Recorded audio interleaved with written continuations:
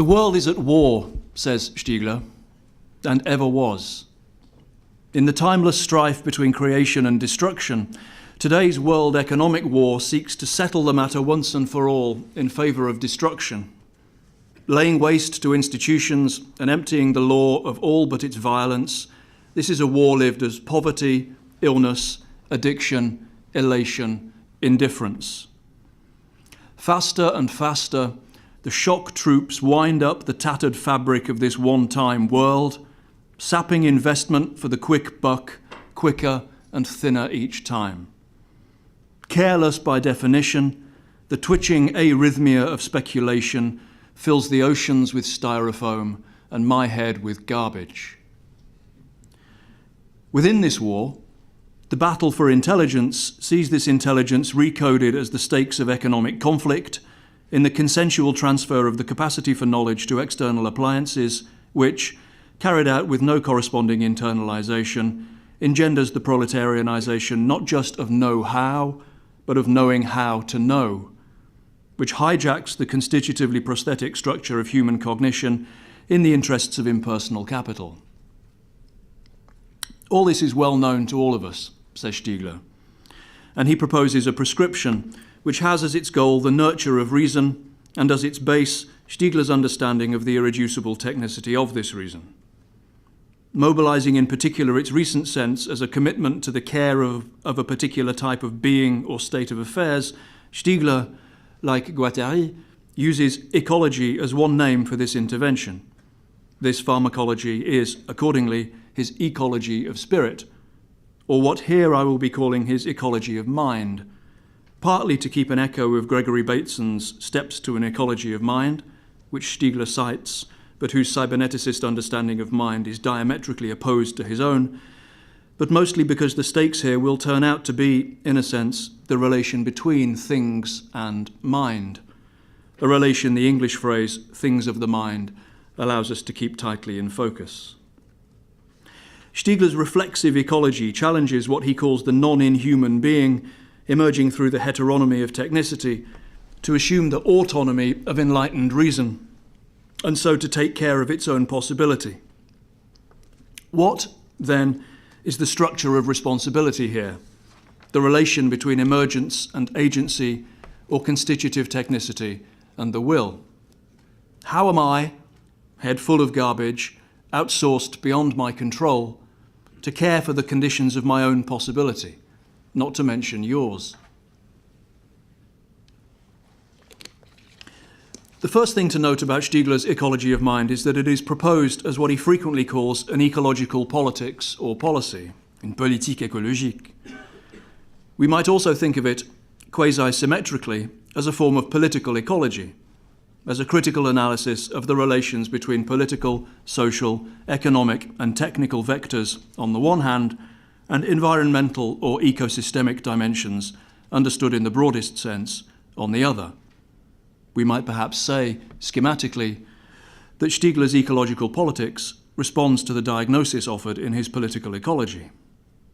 The heart of this ecology concerns the properly political possibility of a society taking care of itself by nourishing the long-term libidinal investments on which it depends. Ecology of mind is thus also libidinal ecology. Strikingly similar in this respect to Guattari's ecosophy, Stiegler's ecology of the mind is at once environmental, social, and psychic, which is to say, again, like Guattari's, it is industrial, political, technical, and economic, and combative. At stake in this struggle are the conditions of Simondonian psychic and collective individuation, as these are composed or decomposed by technical forms. The first step for this ecology of mind is what Stiegler calls an axiomatic revolution of our minds and our actions, grounded in an understanding both of constitutive technicity and of the wholesale appropriation of this technicity by speculative finance. As a decisive battle in the genealogy of mind, this axiomatic revolution inherits the responsibility for psychosocial individuation passed down by that previous battle known as the Enlightenment. Inherits the task of sustaining the capacity for critical reasoning and mature judgment to which we by definition aspire. While we outsource this capacity without corresponding re-internalization, to automated, algorithmic, finance-friendly computational technologies, Stiegler's ecology of mind calls us to take responsibility for responsibility, to re-engage this constitutive technicity by inventing new economic and industrial politics and policies through which to nurture our capacity for mature reason. The struggle is, then, between automation and autonomy. Not quite as starkly as this, as we will see, but nonetheless, autonomy, duly qualified, is a value for Stiegler here, and automation, as currently practiced, a disaster. The algorithmic expression of my mind's wandering through time, or of standard patterns of decision-making, sees my selection of material as significant replaced by pseudo-individualized information technologically amenable to integration into financial calculations. In the absence of any meaningful re-internalization of all this externalization, we are ensnared in technological networks beyond our understanding, at which point further delegation looks like our only option, and we find ourselves inhabiting a reductively cybernetic milieu of marketing-led stimulus and response. It is against this background that Stiegler wants us explicitly to assume our Kantian inheritance, to understand this tendency to unidirectional delegation as a kind of learned helplessness, a lazy, cowardly abandonment of the aspiration to rational maturity and agency. Through inventing a new industrial model, this mature reason can sustain the responsibility needed to combat financially driven short-circuiting of our formative processes. The ecology of mind can nurture both the generations to come, whom it is our responsibility to liberate from these short circuits into long circuits of intergenerational transmission, and the conditions of possibility of this very responsibility. And if this is possible, in the face of the wholesale delegation of these capacities to financially integrated forms of automation, it is because mature reason always has potential access to the will and the capacity to act autonomously. This access is far from guaranteed, given our lazy, cowardly tendency to outsource these capacities, not to mention their constitutive dependence on the exteriority of technicity. And it is true that for Stiegler, they can always be renounced, damaged, or even stifled at source. But they are always available, if only potentially, to non-inhuman existence, inasmuch as this form of existence is characterized by the possibility of a desiring relation to the future. Desire supports the will, and the future as such, indeterminate and irreducible to all calculability, can only be willed, that is to say, it cannot be programmed. For as long as we are even only potentially in a position to project our desires into the future, we have access, if only potentially, to the will and the sovereign agency we need to take care of this future's possibility. Automation versus autonomy, then, to this extent. But these two tendencies are, of course, far from simply opposed for Stiegler. In his frequent formulation, their relation is one of composition, not opposition. In Stiegler's Aristotelian language, noetic life, what the ecology of mind is charged with nurturing, is technical all the way down. Noesis is, at its origins, technesis. There is no formation of the mind other than epiphylogenetic, that is to say, via technological forms, or, in Stiegler's terms, tertiary retentions, which not only expose this mind to its constitutive exteriority, but are also themselves exposed to the high degree of heteronomy entailed in the social, historic, economic, and political accidents to which they are subject. In the place of the metaphysical definition of subjectivity in terms of an opposition between internal and external, Stiegler thus offers the emergence of noesis in the spiraling movement between internalization and externalization, in which autonomy is no longer opposed to heteronomy, but rather constituted by its adoption of heteronomy as its condition of possibility. The question for an ecology of mind, accordingly, is not whether or not our capacity for autonomous reason should be supplemented by external technological forms. This capacity exists only as the re-internalization of just this externalization. The question, rather, concerns the nature of this process. Externalization without corresponding re-internalization, mere delegation, splits the composition of autonomy and heteronomy on which autonomy in fact depends, reinstalling an opposition between external automata and an individual whose sole agency now consists in this literally self-destructive commitment to delegation. For Stiegler, by contrast, if we are to invent the ecology of mind needed to fight this outsourcing, we need an understanding of our intellectual and ethical agency, in his terms, of responsibility, autonomy and reason, of desire and of the will, in which this sovereign agency is inseparable from its technical heteronomy. Only on this basis will it be possible to articulate a constructive relation between responsibility and technological forms, a relation which otherwise remains the static opposition which favours mere delegation and so exploitation, to practice a positive pharmacology, to inhabit the process of psychosocial formation through techniques in such a way as to sustain the possibility of a non-inhuman future. In the language of Bruno Latour, we might be tempted to say that Stiegler's composition of heteronomy and autonomy implies a model of hybrid agency. My actions are here impossible as actions and unthinkable as mine in the absence of their constitutive social and technical components. I am, from before the beginning, distributed, supplemented. Tempted, perhaps, but how far? Hybridity sits somewhat uncomfortably with a commitment to sovereign agency, however composite. Latourian political ecology, accordingly, seems a good deal less exercised than Stiegler's by the question of its translatability into a determinate ecological politics. To profile further the stakes and, conceivably, the limits of the composite agency at work in Stiegler's ecology of mind, I propose now to turn briefly, by way of comparison, to a work in which this Latourian approach receives just such a translation, namely Jane Bennett's Political Ecology of Things. Bennett's commitment to a drastically enlarged model of agency, as distributed across Deleuze-Guattarian assemblages of animate and inanimate Latourian actants, such as plastic detritus, rats, an electrical grid, humans, metals, the rain, shows some affinities with Stiegler's approach. Stiegler's emphasis on the composite aspect of agency is close enough to Bennett's model for her to cite him approvingly, if indirectly, as demonstrating in his account of anthropogenic tool use, quoting Bennett, the extent to which intentional reflexivity is also a product of the interplay of human and non-human forces, and that there was never a time when human agency was anything other than an interfolding network of humanity and non-humanity.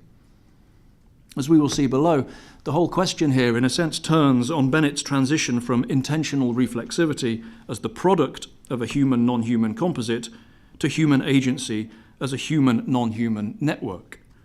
But to get to this point, we need first to understand more of Bennett's approach. Bennett wants to formulate what she calls a more distributive agency, to present human and non-human actants on a less vertical plane, to attend to the material agency or effectivity of non-human or not quite human things, in the interests of a fundamental revision of conventional notions of political action. So this is, like Stiegler's, a political ecology which aims to influence an ecological politics, to change action in the world by reconceptualizing just how that action comes about. Thinking in terms of assemblages of actants significantly displaces the concept of agency.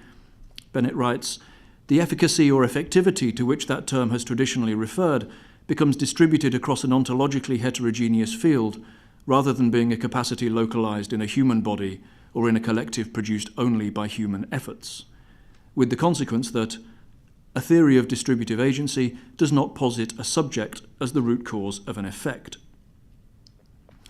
Stiegler's model of the formation of mind in the ongoing spiral of internalization and externalization similarly dispenses with any originarily self-positing subject.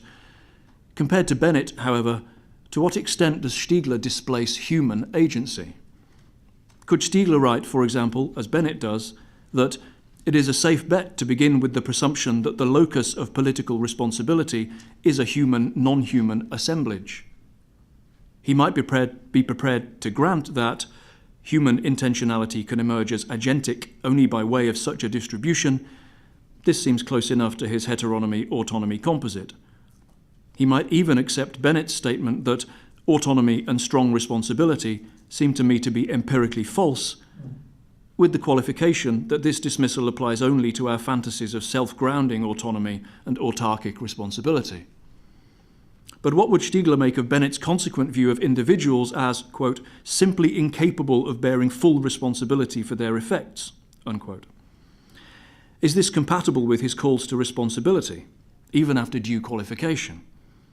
If his embrace of Simondonian individuation certainly aligns him with Bennett's focus on the process itself as an actant, how far along the chain of responsibility will Stiegler allow this processual agency to extend? Many of Stiegler's formulations of agency, notably with reference to the question of responsibility, can easily be read as strongly affirmative of the capacity to act and the moral charge this implies. As État de choc makes clear, responsibility of any kind is thinkable only on the basis of such capacity. The possibility of responsibility depends on the possibility of formulating alternative forms of action and on access to an operative consciousness or conscience, la conscience, which Stiegler defines as the locus of free will and the capacity for moral and cognitive autonomy. Even in the context of the composite and processual formation of the site of any such agency, then, Stiegler emphasizes the importance of a decision in favor of its responsible exercise and affirms the possibility of conscious struggle. It is hard to resist the impression that Stiegler considers us capable of bearing full responsibility for our actions, however heteronymous their conditions of possibility. And, moreover, that he considers us capable of acting into the processes which produce these conditions. For example, intermittent noesis imposes an obligation to activate its potential. We are charged with the responsibility of elevating our drives to the level of desires. Taking care means believing that something better can and must be brought into existence. Those are 3 examples from Prendre Soin. In what is often taken to be a Kantian formula, then, ought implies can. These imperatives have meaning only inasmuch as they presuppose the capacity to act upon them. No responsibility without agency. If responsibility is a given, then so is agency, which means no excuses. And yet, as mentioned, Stiegler is more aware than most of the constitutive heteronomy of the agents he is interpolating in this way. As we know, in Stiegler's Simondonian account, the individual I is not thought as a starting point. The starting point is the process of individuation from which such an I may emerge, possibly only for a while, given that the disindividuation to which she may at any moment be subject is not the object of her will, but is an irreducible product of the pharmacological facticity of this process. If disindividuation is not the object of my will, then, it might seem reasonable and wholly consistent with Stiegler's emphasis on the primacy of process to conclude that individuation is similarly something from which I may emerge, but which is quite radically not of my doing. At which point, the perhaps briefly individuated I, struggling to articulate a constructive process of psychosocial individuation, say, to impose a relation to tertiary retentions, which would shift the process of epiphylogenesis towards long intergenerational circuits, might be thought to be up against impossible odds, indeed making a category mistake, attempting to intervene in a process of which she is not the possible agent, but rather the occasional effect. There is no sovereign agent for Stiegler. This is both a general principle, thanks to the heteronomy introduced by constitutive technicity, and a local contingent truth, thanks to the financial exploitation of this irreducible heteronomy. So how exactly are we to act?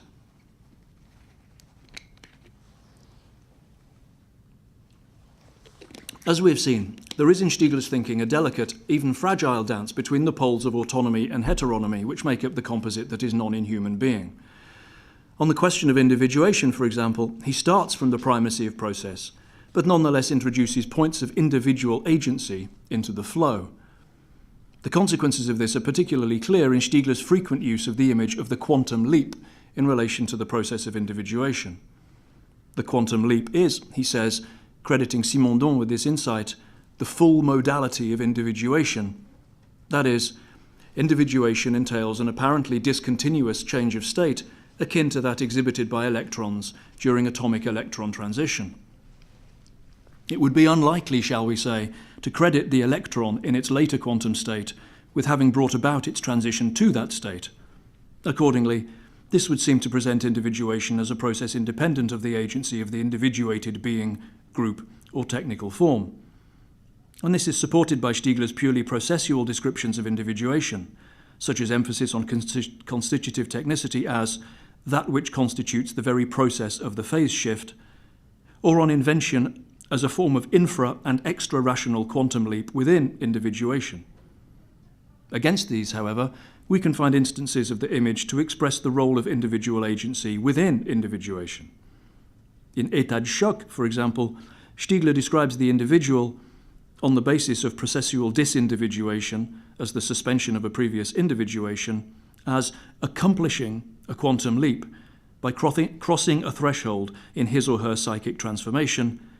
Elsewhere, he describes those of us who still attempt to do philosophy as belonging to a process, quote, that would open us up to the possibility of effecting a leap in individuation and thus to realize a transindividuation, end quote. Here, the leap does seem to be akin to a leap of faith. Against a background that is beyond my control, I decide to jump, or at least I have the ability to make such a decision. One possibility here, glimpsed above, is to decide that Stiegler shares out heteronomy and autonomy between constitutive exteriority on the one hand and a voluntaristic capacity for action on the other. But this can hardly be satisfactory, given the dangers of such a separation, namely lazy delegation to automata, to which he draws our attention. Which means that we have to go further than simply acknowledging autonomy's adoption of heteronomy as its condition of possibility, as mentioned above. The heteronomy-autonomy composite must, in fact, extend beyond the formation of the site of agency and into its exercise. But how, in this case, can Stiegler maintain his insistence on conscious free will, on moral and cognitive autonomy? For the beginnings of an answer, we might look to the notion advanced particularly in État de choc of the act of will as performative. Emerging from the composite of heteronomy and autonomy that is the process of individuation, the responsible agent enacts her own capacitation, that is to say, arrives in and as a site of potential agency, and, in acting, finds the capacity to act. The future-perfect temporality of the performative allows Stiegler to affirm the will as what emerges with an agent through a process of individuation, as what her actions on the basis of this process will have disclosed. If this puts considerable pressure on any standard conception of agency in terms of free will, autonomy, and so on, it is wholly necessary if we are to sustain agency as an operative notion in the context of its constitutive exteriority, without separating the two out into discrete moments, formation on the one hand, exercise on the other. Stiegler's ecological politics of mind can thus be devoted to developing what he calls an individuating performativity, without this compromising either the processual nature of individuation or the agency required for determinate intervention, and without the two having to be naively separated. Agent and process are transductively and performatively produced, at which point the will is no longer the faculty of a subject, but rather what is secreted by a process of psychosocial individuation, emerging along with this newly crystallized, quite possibly evanescent agent. As individuation is an ongoing, indeed never-ending process, the emergent agent is moreover in a position to perform her agency by acting into this process, relaunching it anew in complete ignorance of its next phase, which is in part to say of where, how, and indeed whether she will subsequently emerge. This, then, is how the heteronomy-autonomy composite extends beyond the formation of the site of agency and into its exercise. Our world historical responsibility, in Stiegler's terms, is to participate in the invention of new processes of individuation with which to oppose our deathly unilateral outsourcing, all the while understanding that doing so means exposing ourselves to the radically unpredictable discontinuity of the quantum leap. As Stiegler puts it, I put forth my capacity for individuation insofar as it is inscribed at the heart of a process that invents itself and in which I attempt to participate as an inventor. This is what Stiegler means by describing the philosophical conception of metastability as Simondon's central contribution to the philosophy of freedom, of autonomy and responsibility. First, that from out of a situation of long-term irresolution, there can emerge both a possible agent and a critical moment of decision, which opens the incalculable future and so retroactively transforms the situation as a whole, the story of what it will have been. And second, that the long-term stability of the metastable situation allows the meaningful performance of agency, while its underlying instability orientates this performance towards the risk and possibility of the empty future. In sum, we emerge into and as the site of a capacity to act as the result of a process of individuation in which part of the potential of the techniques supporting a pre-individual milieu has been actualized. We perform this capacity by acting into what remains of this milieu, seeking to participate in the invention of a new moment of individuation. In the event of such an invention, we might re-emerge, transformed across the space of a quantum leap. This can always end badly, of course. We can perfectly well botch our participation. The process can dissolve us and move on. We must participate in disturbing the metastable situation of our ongoing individuation in full knowledge of our lack of final control over the outcome of this intervention. We can seek to effect a quantum leap, but we cannot determine where or indeed whether we will re-emerge. And it is precisely for this reason that it is necessary to understand Stiegler's ecological politics of mind through this transductive, performative dynamic of powerlessness and voluntarism. Imagining the persistence of a self-grounding agency against the reality of its composite autonomy-heteronomy not only leads us to mistake the temptation of pure heteronomy for the opportunity of a better life, it deceives us as to the nature and possibilities of our own actions, lets us forget the share of these actions over which our control is less than entire, and misdirects our attention away from the processes of our own constitution, which ought to form their sphere. Understanding the need to act into these processes of psychosocial individuation, I am seeking to have effected the processes by which, if we are lucky, you and I will have continued to emerge. Understanding my agency as also processual and performative encourages me to do so with care, starting with an appreciation of the technicity in composition with which this agency emerges, and through and into which it is exercised. With care and also in hope, the impossibility of the present urges us to take responsibility for effecting a shift by re-internalizing our relation to this technicity's current technological forms in such a way as to open the chance of something else, in the hope that this might be something better, always mixed with the fear that it might be something worse. No one has done more than Stiegler to help us understand our irreducible tendency to harm both ourselves and our world. And his paradoxically flickering, emergent responsibility is both a warning and a call to arms. What Artaud calls the cruelty of things, their brute facticity, translates in Stiegler's terms into the role of the thing as the epiphylogenetic support of our processes of co-individuation, the artifactual conditions of our existence, which we are charged with nurturing through the resources of our mature reason, to the precise extent that these conditions, these things, are also beyond us. Stiegler thus manages to give these things their due, to appreciate the full weight of their exteriority in processes of psychic and collective individuation and disindividuation, while maintaining the possibility of conscious action on the part of his emergent, non-inhuman agents to a greater extent and more convincingly than do the thinkers of hybrid actants. We might say that, beyond the tendency to description characteristic of flat ontologies, Stiegler finds a space for the imperatives of politics, in the syncope between individuations in which the emergent agent performs the capacity to act into which she has arrived, without underestimating the cruelty of things, the brevity of this syncope, and the fragility of this performance. In this way, Stiegler dramatically raises the stakes of any expanded conception of agency, forcing the composite elements in question, reason and its constitutive exteriority, mind and things, to confront both their amalgamation and their potentially antagonistic incompatibility, This is Stiegler's map of the theatre of world economic war, his political ecology of things of the mind. Thank you.